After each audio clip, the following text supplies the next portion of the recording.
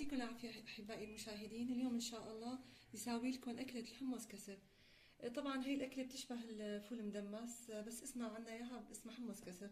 هلا عندي حمص مسلوق طبعا مثل ما شايفين، الكمية اللي بدكم إياها، وعندي بندورة، وعندي بقدونس، وعندي طحينة مع لبن وتوم. طبعا هذا صحن جانبي، وعندي توم، وعندي ليمون، وعندي ملح وكمون، وعندنا الزيت. هلا أول شي بنحط الثوم مع الليمون بهذا الشكل، بنخلطهم سوا.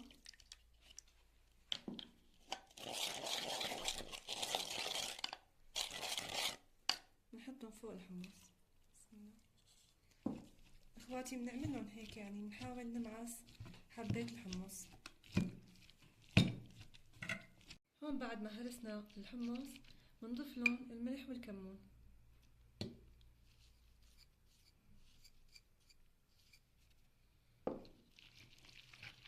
نخلطهم اخواتي منيح.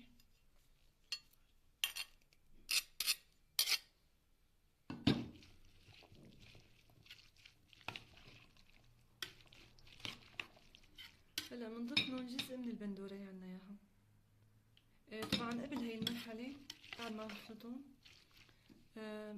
نحن حاطين لبن وطحينة وشوية توم مثل ما شايفين. نخلطهم سوا منيح، نضيف عليهم كمية من الحمص. هاي الكمية اخواتي بنحط لها بندورة، جزء من البندورة. نخلطهم سوا.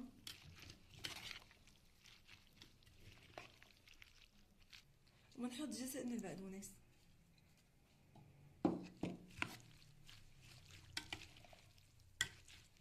ونحط زيت زيتون.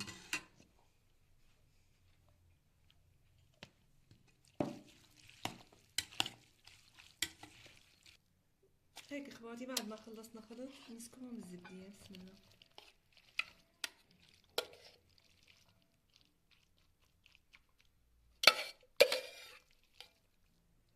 هلا اخواتي نبلش بالتزيين. بنحط المندورة مو شايفين،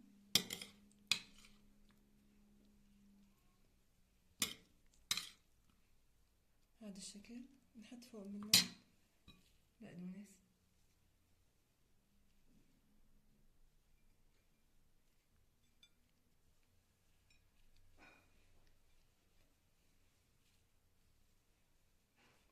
هلا في اخواتي ناس بتحبها مع لبن وطحينة، وناس هيك يعني سادة مثل ما هي. بعد ما خلصنا اخواتي نحط عليهم زيت الزيتون.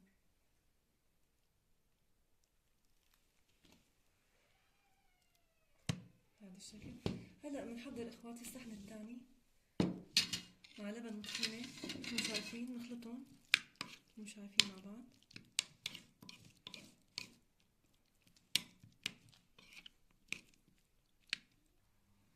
هيك اخواتي بعد ما خلصنا خلط بنحط البندورة بالنص نزينها. هلا في ناس بيحبوا يحطوا عليها سمنة، يعني حسب رغبتكم. بنحط البقدونس.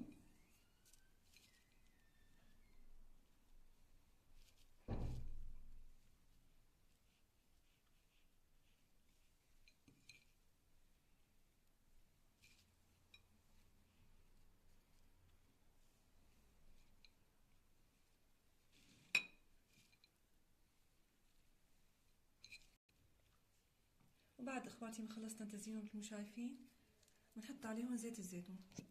بسم الله. هذا الشكل. ان شاء الله اخواتي هالوصفة تكون عجبتكم يا رب، وان شاء الله الف صحة وهنا. ولا تنسوا الاشتراكات بالقناة.